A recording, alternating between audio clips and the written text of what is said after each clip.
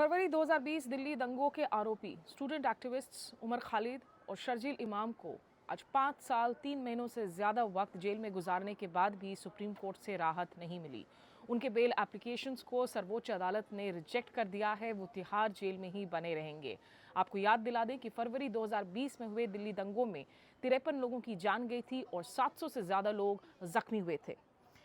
ये जो ज़मानत का मामला है, ये उमर खालिद, शर्जील इमाम, गुलफिशा फातिमा, मीरान हैदर, शिफाउर रहमान, मोहम्मद सलीम खान और शदाब अहमद की ज़मानत याचिकाओं से संबंधित है। इन सब पर यूएपीए के तहत मामले लगाए गए हैं, दर्ज किए गए हैं। हालांकि ट्रायल की शुरुआत अभी तक नहीं हुई है। जो भी सुनवाई हो रही है वो बेल एप्लीकेशन से जुड़ी हुई ही है।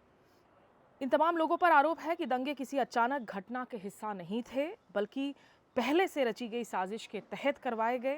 ये हिंसा, आपको याद दिला दे, उस वक्त में हुए थे जब सीएए और एनआरसी के खिलाफ ये तमाम एक्टिविस्ट सड़कों पर थे और उनका जोर शोर से वो विरोध भी कर रहे थे।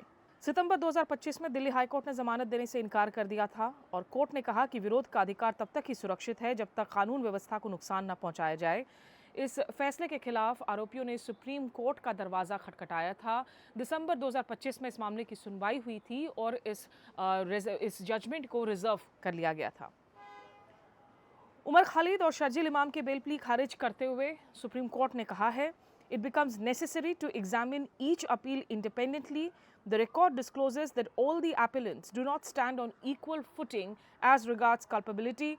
The hierarchy of participation requires the court to assess each application individually.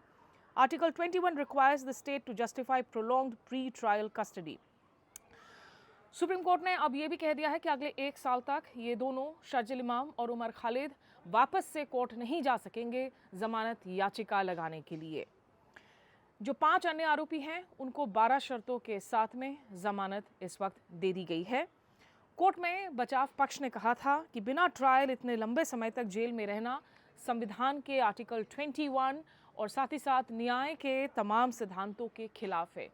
आपको ये भी याद दिला दें कि हाल ही में ज़ोहरान ममदानी, जो कि न्यूयॉर्क के मेयर हैं, उन्होंने उमर खालिद के समर्थन में एक चिट्ठी भी लिखी थी और दूसरे कई ऐसे अमेरिका में सेनेटर्स हैं जिन्होंने इस मसले को उठाया था कि इतने लंबे समय से ये तमाम जो यूथ हैं, जो युवा हैं, वो जेल में बंद हैं बिना किसी ट्रायल प्रोसेस के।